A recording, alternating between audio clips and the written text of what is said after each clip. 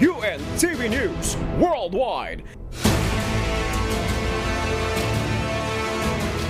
Yon, morning. Mabuhay po mga kababayan, mga Pilipino sa buong mundo. Salamat sa Diyos sa panibagong pagkakataong ipinagkaloob niya sa atin upang makapagbalitaan muli tayo.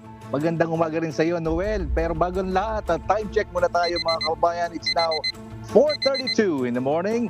Magandang araw mga kababayan sa Pilipinas at sa buong mundo. Yes, oo nga. Salamat sa Diyos sa mabuting pagkakataon muli sa panibagong araw sa atin. At hello sa ating mga kasangbahay. Magandang hapon naman dito sa Western Hemisphere. Ngayon ay araw ng Biyernes, August 18, 2023. Mula sa Edmonton, Alberta, Canada, ako si Noel Poliarco.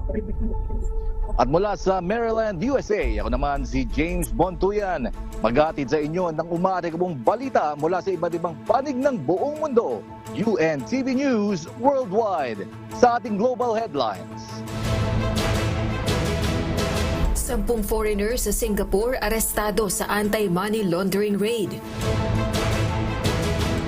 Presyo ng krudo sa pandaigdigang merkado maaaring umabot ng $90 o 5,000 pesos kada bariles. Recovery efforts bunsod ng wildfire sa Maui, Hawaii nagpapatuloy. Cancer sa younger Americans tumataas ang bilang ayon sa isang bagong pag-aaral. Mga hakbang laban sa pagkalat ng virus, pinaiigting sa mga paaralan sa Thailand. Beijing, nagtatayo ng runway sa pinagtatalunang Triton Island.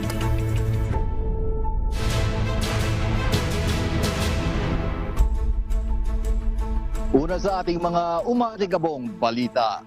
10 foreigners sa Singapore ang arestado ng pulisya sa isinagawang malaking anti-money laundering aid.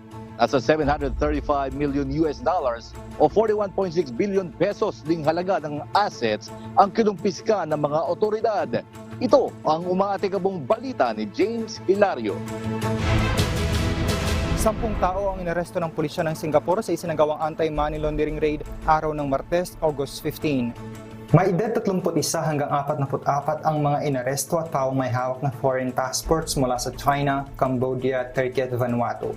Ayon sa pulisya, kinumpiska sa raid ang mga gold bar, designer handbag, watches at 23 million Singapore dollars na cash. Dagdag pa rito, nasa 74 na properties din kabilang ang mararangyang bahay at mamahaling mga sasakyan ng nasamsam.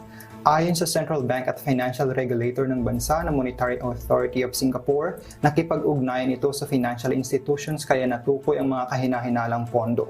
Hindi pangkaraniwan ang ganitong raid sa Singapore na isa sa may pinakamababang crime rate sa mundo. James Hilario, UNTV News and Rescue. Diyos ang aming sandigan, serbisyo publiko ang aming pinahahalagahan. Maaaring umabot ng $90 o 5,000 pesos kada barrel ang presyo ng krudo sa dulo ng taon ayon sa isang multinational investment bank. Dahil na rin ito sa mahigpit na supply at pagtaas ng demand ng mga produktong petrolyo. Ito ang umatikabong balita ni Daryl Angeles. Sanhi ng matinding demand at paghihigpit ng supply, maaaring umabot sa $90 o 5,000 pesos kada bariles ang presyo ng langis bago matapos ang taon sa pandaigdigang merkado. Ayon ito sa Union Bank of Switzerland o UBS, isang multinational investment bank. Inaasahang di nga abot ng $95 kada barrel ang Brent crude oil mula $90, habang $91 naman kada barrel sa US West Texas Intermediate o WTI mula sa $85. Batay pa sa UBS, nababahala ang ibang investors sa kasalukuyang stimulus efforts ng China upang makabawi ang ekonomiya ng bansa na largest oil importer, second largest consumer at seventh largest producer nito. Naniniwala ang mga UBS strategies na hindi pa rin bababa ang presyo ng petrolyo dahil din sa pagbaba ng inventory at mahigpit na supply mula sa oil-producing countries gaya ng Saudi Arabia, Iran, Iraq at Kuwait. Kamakailan, inextend ng Saudi Arabia ang pag-reduce ng 1 milyong barilyas kada araw ng petrolyo sa kanilang produksyon at ang pag-anunsyo ng Russia ng pagpuputol ng oil exports na patuloy na nagpapataas sa presyo ng produktong petrolyo. Daryl Angeles, UNTV News and Rescue. Diyos ang aming sandigan, serbisyo publiko ang aming pinahalagahan. Iginababahala ng dairy farmers sa New Zealand ang pagbagsak ng pandaigdigang presyo ng dairy products. Ito ay matapos na sumadsad ang presyo ng dairy sa pinakamababang antas sa loob ng 5 taon. Mula sa New Zealand may umaatigabong balita si Raquel Evangelista live.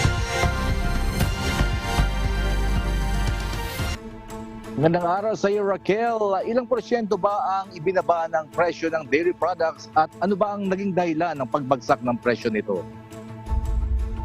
James, bumaba ng average na 7.4% ang pandaigdigang presyo ng dairy products na itinuturing na pinakamababa sa loob ng 5 taon. Ilan sa dairy products na malaki ang ibinaba ng presyo ay ang whole milk powder na nasa halos 11% ang ibinaba ng presyo. Ito ang pangunahing nakaapekto sa payout ng dairy farmers. Samantalang nasa 5.2% ang ibinaba ng presyo ng skim milk powder at 3% naman sa butter. Ang pagtigil naman ng China sa pag-angkat ng dairy products sa bansa, bunga ng mabagal na pagbangon ng ekonomiya nito matapos ang pandemya ang naging dahilan ng pagbagsak ng presyo ng dairy products. Ang China ang pinakamalaking market ng New Zealand pagdating sa dairy products na umaabot sa 34%. Gayunman, kapag hindi pumasok sa merkado ang China, walang sapat na market ang New Zealand na maaaring pagsuplayan ng dairy products nito. Ayon sa mga eksperto, maaari pang magpatuloy ang pagbaba ng presyo ng dairy products at tinatayang aabot sa daang-daang bilyong dolyar ang maaaring mawala dulot ng pagbaba ng presyo sa global dairy trade. Balik sa iyo, James. Ayun, akala ko Raquel dahil may oversupply ng mga baka dyan sa inyo ngayon eh. Pero Raquel, ano ba ang naging reaksyon ng dairy farmers dyan sa New Zealand sa nagiging takbo ng global trade sa ngayon? Well, James, marami talaga sa mga dairy farmers dito ang talaga namang nalulungkot sa nagiging takbo ng dairy trade sa ngayon. Matapos ang ilang kalamidad dito gaya ng cyclone, yung mga pagbaha, mataas na halaga ng operating cost ng farming at mataas na interest sa bangko. Marami ang nagsasabi na talagang lugi sila. Yung iba, konti lang yung break-even pero karamihan lugi daw talaga sila. At sana nga daw wag magtagal ang ganitong sitwasyon at wag umabot sa punto na kakailangan nilang ibenta yung kanilang farm. James? Yun. Kailangan dyan ay maraming panalangin, siyempre, Raquel. Sige, maraming salamat, Raquel Evangelista mula sa New Zealand, kung saan nanggagaling ang 2.5% ng total dairy products sa buong mundo. Punta naman tayo sa US. Nagpapatuloy ang recovery efforts sa Hawaii, bunsod ng matinding wildfire sa Maui. Tiniyak naman ng Hawaii Governor na poproteksyonan ang local landowners laban sa mga nagsasamantalang buyer ng properties. Mula sa Texas, USA, may umatikabong balita si Abby Valdez live.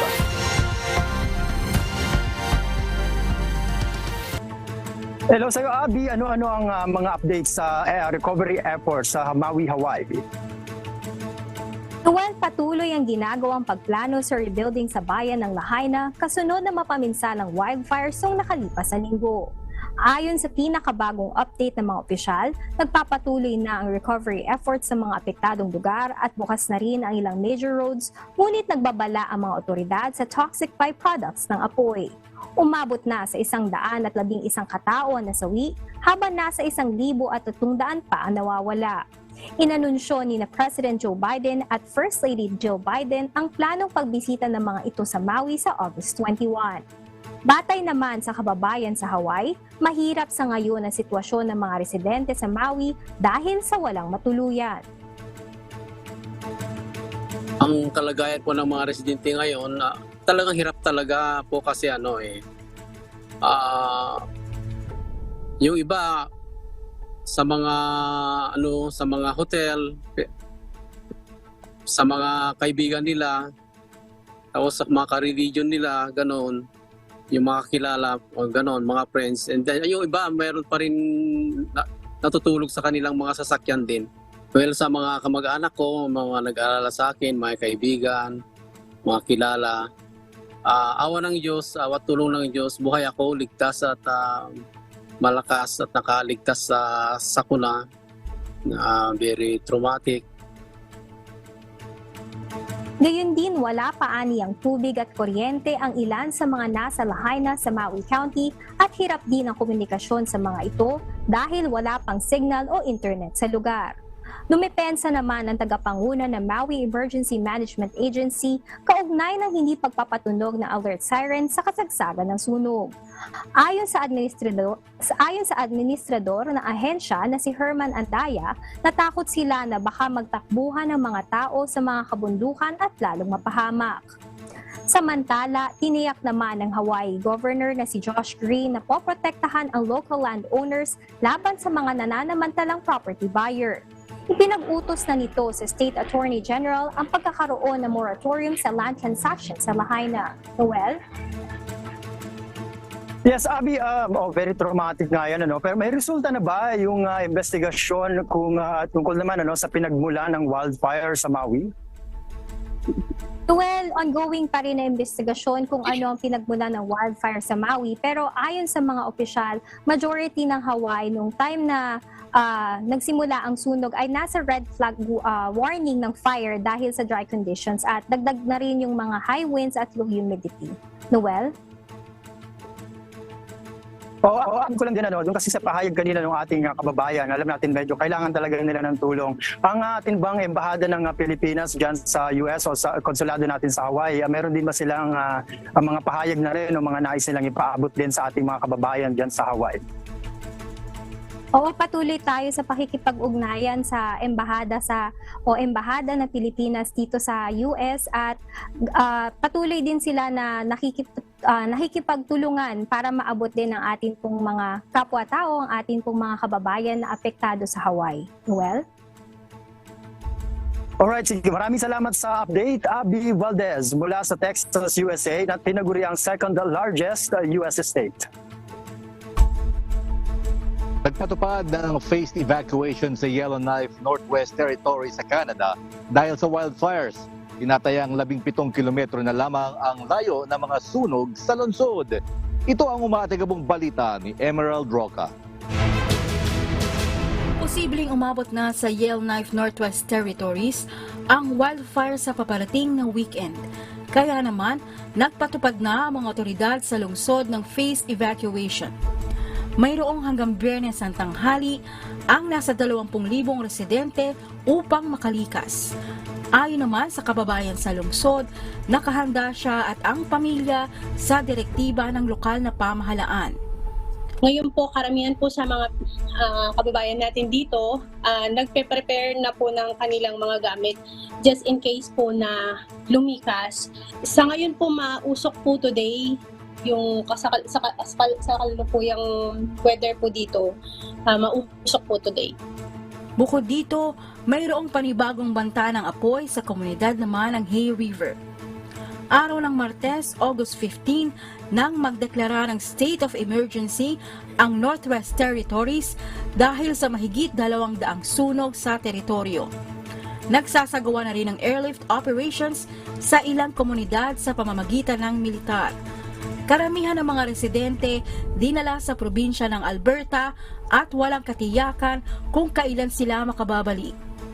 Nahaharap ang Canada sa pinakamatinding wildfire season at halos 1,100 active fires ang nananalasa sa iba't ibang bahagi ng bansa. Emerald Roca, UNTV News and Rescue. Diyos ang aming sandigan, serbisyo publiko ang aming pinahahalagahan.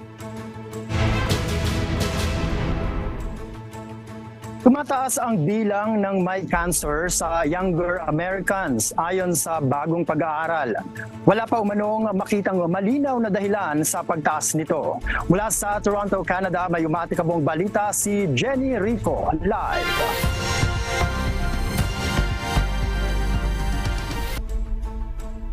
Hello Jenny, anong edad ang tinutukoy dito sa younger Americans?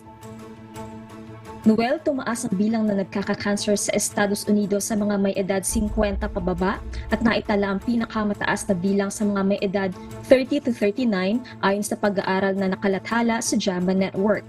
Bukod dito, natukoy din sa pag-aaral na tumaas ang bilang ng kababaihan na nagkaka-cancer, partikular ang gastrointestinal, endocrine at breast cancer. Bagamat hindi matukoy na ang malinaw na dahilan ng pagtaas nito sa younger age group, ilan sa itinuturong dahilan ng mga eksperto ay ang obesity, lifestyle factors gaya ng paninigarilyo, pag-inom ng alcohol, at kakulangan ng physical activities. Ayon kay Paul Oberstein, Director of Gastrointestinal Medical Oncology Program, importante umanong matukoy agad ang risk factors upang maagapan ito at maiwasang kumalat pa sa younger generation. Balik sa iyo, Noel. Yes, Jenny, doon sa mga nabanggit mong dahilan, ano naman ba ang mga payo ng mga eksperto upang maiwasan naman yung pagkakaroon ng cancer sa younger generation? Noel, payo ng mga eksperto sa mga kabataan, iwasan ng paninigarilyo at pag-inom ng alak at panatilihin ang pagkakaroon ng tamang body weight at palagi ang pag-ehersisyo. In short, magkaroon ng healthy lifestyle habang anila nga ay wala pang screening tests para sa ibang uri ng cancers. Noel. Alright, sige, maraming salamat Jenny Rico mula sa Toronto, Canada, kung saan matatagpuan ang Princess Margaret na largest comprehensive cancer center sa Canada. Lumilitaw sa nakuhang satellite images na nagtatayo ang China runway sa pinagtatalunang isla na Triton Island sa South China Sea. Bukod sa China, may claims din sa isla ang Hanoi at Taipei.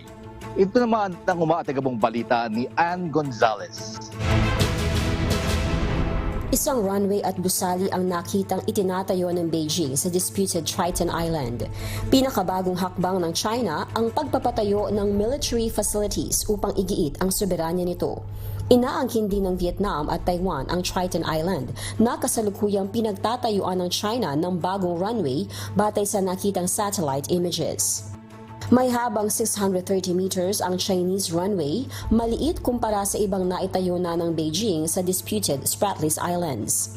Isang gusali naman ang nakita rin sa bandang timog ng isla na konektado umano sa bagong runway sa pamamagitan ng kalsada o taxiway. Mayaman sa resources ang dagat na nakapaligid sa Triton Island at mahalagang daluyan ng tubig. Wala pang tugon ang foreign ministries ng Vietnam at Taiwan ukol sa bagong pasilidad sa isla. Ilang beses na rin nagsagupaan ng China at Vietnam dahil sa territorial dispute sa South China Sea. Noong Mayo ay inakusahan ng Vietnam ang isang Chinese survey ship at ang mga Coast Guard nito ng paglabag sa soberanya ng Hanoi. Ann Gonzalez, UNTV News and Rescue. Diyos ang aming sandigan, serbisyo publiko ang aming pinahahalagahan. Pinaiigting ang mga hakbang laban sa pagkalat ng virus sa mga paaralan sa Bangkok, Thailand. Sa gitna ito ng dumadaming kaso ng hand, foot and mouth disease, respiratory syncytial virus at dengue fever. Ito ang umatikabong balita ni Rowena Diaz. Pinangangambahan ngayon ang pagkalat ng infectious diseases sa mga paaralan sa Bangkok, Thailand. Partikular na ang hand, foot and mouth disease o HFMD, respiratory syncytial virus at dengue fever. Bunsod nito, nagbigay ng direktiba sa mga paaralan sa Kapitolyo ang Bangkok Metropolitan Administration o BMA na sundin ang preventive measures laban sa mga sakit na ito. Ayon kay Bangkok Governor Chatchart Sitapul, 5 beses na mas mataas ang bilang ngayon ng kaso ng HFMD kumpara noong 2022. Karamihan din ng kaso natukoy sa daycare centers at sa mga batang edad 4 pababa. Kaya pinangunahan nito ang isang event sa Dindeng District upang ipromote ang hygiene at virus prevention sa mga paaralan. Samantala, wala pang naitatalang HFMD deaths ngayong taon. Subalit kung maraming klase ang makapagtatala ng mga kaso ng HFMD, RSV at dengue cases na mga highly transmissible diseases, mapipilitang isara pansamantala ang mga paaralan. Rowena Diaz, UNTV News and Rescue Thailand. Diyos ang aming sandigan, serbisyo publiko ang aming pinahahalagahan.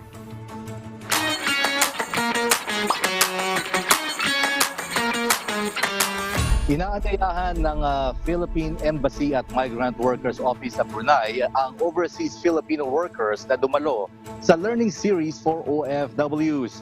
Samantala, mayroon ding isasagawang financial literacy seminar series ang Philippine Consulate General sa Dubai para sa ating mga kababayan. Ito ang umaatagabong balita ni Lynn Perez.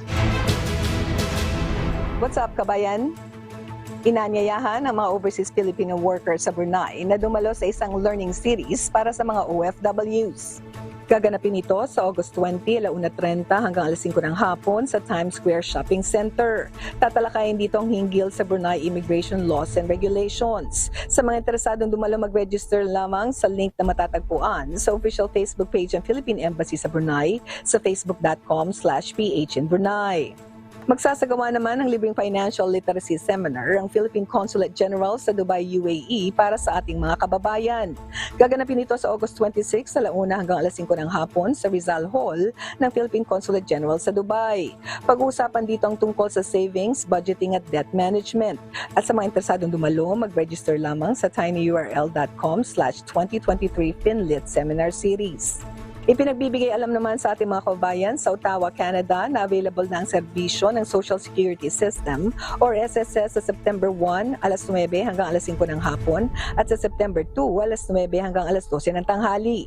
Magtungo lamang sa Philippine Embassy sa Ottawa sa Consular Section. At sa mga magtungo rito, mag-register lamang sa bit.ly/SSS Ottawa. Hinihikayat naman ng mga Filipino community organization sa Milan, Italy na magrehistro sa Philippine Consulate sa Milan.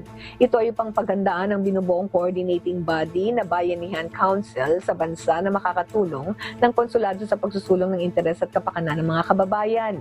Sa mga presidente ng mga organization, mag-register o magsumite lamang ng updated information sa pamamagitan ng pag-scan ng QR code na matatagpuan sa official Facebook page ng Philippine Consulate General sa Milan sa facebook.com/PHILMilan. At yan mo na ang latest mga kabayan. Ako pong muli si Lynn Perez para sa UNTV News and Rescue. Diyos ang aming sandigan. Serbisyo publiko ang aming pinahahalagahan.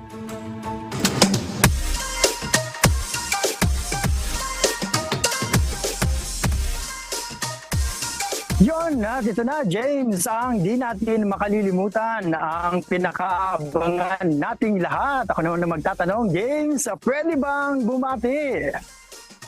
Ako naman ang sasagot, kakaiba ngayon. Pwedeng-pwede! Yan. Yon, at narito ang pagbati mula sa ating kababayan. Binabati ko po lahat ng mga Pilipino dyan sa Pilipinas. Nandito po kami sa Australia pero hindi po namin nakakalimutan ang pagiging Pilipino. Proud na proud po kami dito sa Pilipinas, sa Australia para maitaguyod namin ang pangalan ng mga Pilipino. Mabuhay ang mga Pilipino! Mabuhay! Yay! Ayan, at ako na mauna na akong bumati at ganun din, belated happy Sabbath anniversary po ulit Ate Arlene Razon at sa inyo pong sangbahayan. Hello po kay Kuya Daniel Razon at pinapabati din po ang inyong sangbahayan ni Brad Steve Cayetano dito po sa Edmonton.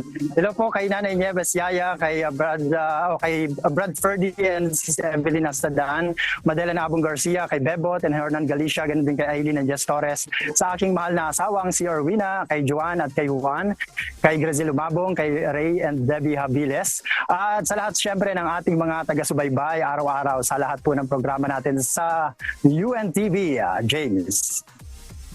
Ayun, mahal na asawa talaga eh. Kailangan naka-emphasize yung mahal na asawa. Happy 63rd birthday kay Brad Efren Baking. Yan. Yung ating kasamahan sa MCGI, si Brother Efren Baking. Happy 63rd birthday po sa iyo.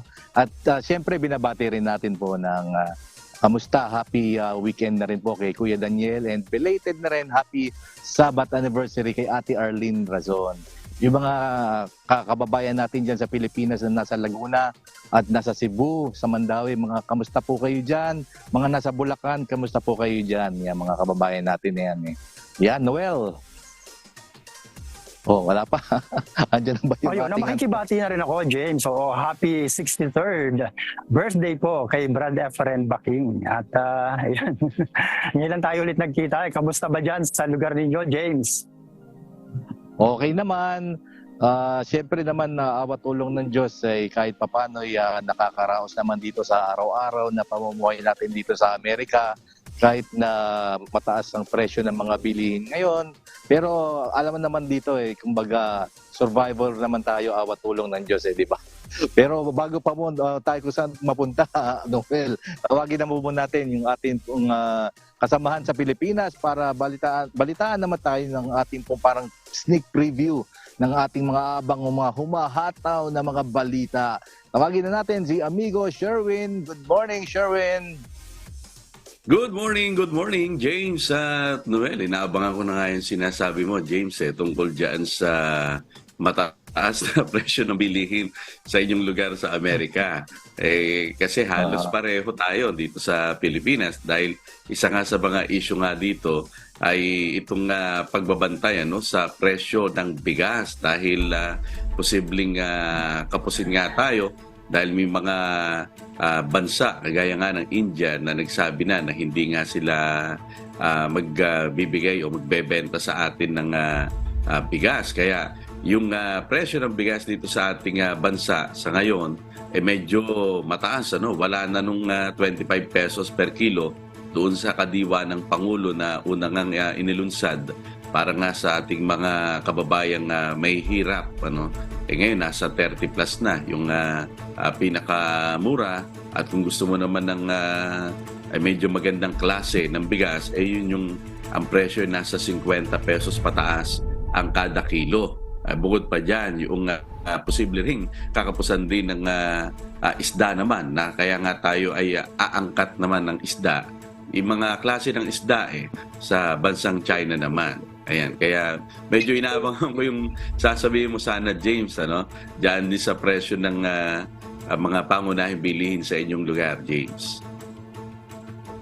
Oo nga, amigo, kasi dito napansin ko lamang yung presyo ng mga commodities dito ay nagsisitaasan. Iniisip ko lamang, siyempre kasi laging may domino effect yung pagtaas din ng langis. Ewan ko dyan sa inyo sa Pilipinas, pero dito nagsimulang tumaas na uli yung presyo ng krudo, kumbaga, ng langis, ng gasolina. Nagtataasan itong mga nakalipas na araw Ewan ko lang dyan kila Boss Noel kung ganun din sa Canada, pero dito talagang medyo mafe-feel mo kasi yung sweldo hindi naman tumataas din Noel, sa inyo ba dyan? Oo, dito kagaya nga rin kahapon nga nababanggit na rin natin kay Amigo yung mga hindi lang kasi presyo ng mga basic commodities ang mga nakikita natin talagang tumataas dito. So lahat halos ng mga presyo ng mga pati mga services, pati syempre domino effect na sinasabi mo din, James. At kaya talagang ramdam na ramdam dito. At isa pang nagpapahirap din sa kalagayan din o sitwasyon din dito sa Canada, yung mga nangyayari din, Amigo at James, ng mga wildfires dahil ito nga kasi sa mga balita natin kanina, kasalukuyan na mayroong malaking nagaganap na wildfire dito sa may Northwest Territories at marami rin tayong mga kababayan dyan at tinataya nga nila na hanggang bukas Biyernes dito sa lugar namin ay tuloy-tuloy mga evacuation at aabot yan sa mga 20,000 residents at syempre dun sa mga kababayan natin na nakatira dyan sa mga areas na yan, bagamat may designated naman na mga locations o evacuation centers na inilaan ng gobyerno, syempre hindi pa rin madali para sa kanilang sitwasyon, lalo na pagdating dun sa may mga anak na maliliit. At nakamonitor din tayo dyan, Amigo at James, sa mga magiging pangyayari dito. Ayun, Amigo. Parang matagal na yung Noel, yung wildfire dyan sa inyong lugar sa Canada. Kasi nung panahon ng binabagyo tayo dito sa Pilipinas, parang nagiging usapan na natin yan yung wildfire dyan sa inyong lugar, James? Oo nga, Amigo, tama nga. Tuloy-tuloy din kasi yung wildfire kasi dito lalo sa Canada, hindi lang siya isang lugar. Itong nangyayari ngayon ay bago na naman ito yung sa may part ng Northwest Territories, ano. Yung mga nakaraan sa may East Coast naman yon ng Canada, diyan sa may part ng Nova Scotia.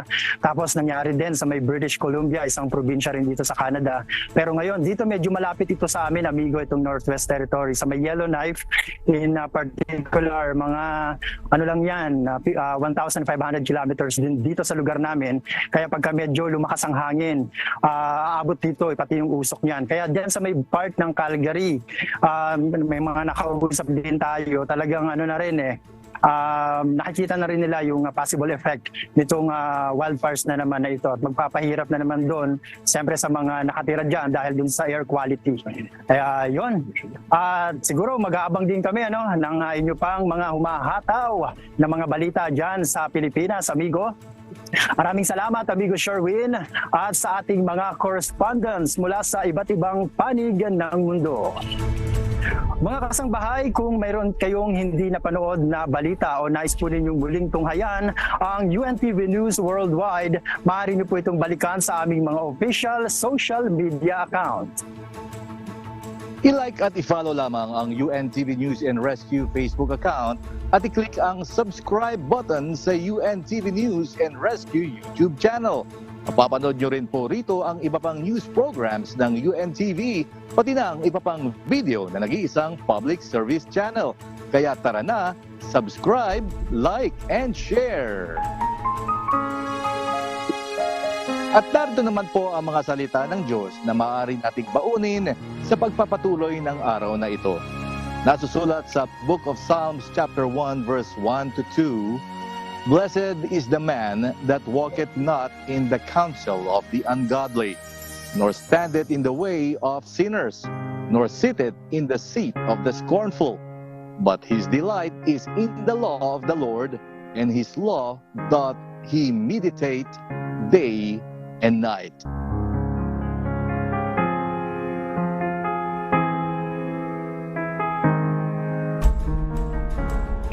At yan po ang mga umatikabong balita sa iba't ibang panig ng mundo ngayong umaga ng Biyernes, August 18, 2023. Susunod na ang programang Hataw Balita Pilipinas sa UNTV at UNTV Radyo La Verdad 1350. Sa ngalan ng lahat ng bumubuo ng UNTV News and Rescue at ng UNTV Radyo La Verdad 1350. Mula rito sa Edmonton, Alberta, Canada, ako si Noel Poliarco. At mula naman sa Maryland, USA, ako si James Bontuyan. Dito sa UNTV at sa UNTV Radyo La Verdad 1350, Diyos ang aming sandigan, serbisyo publiko ang aming pinahalagahan. Milyong salamat po sa Diyos and take care everybody.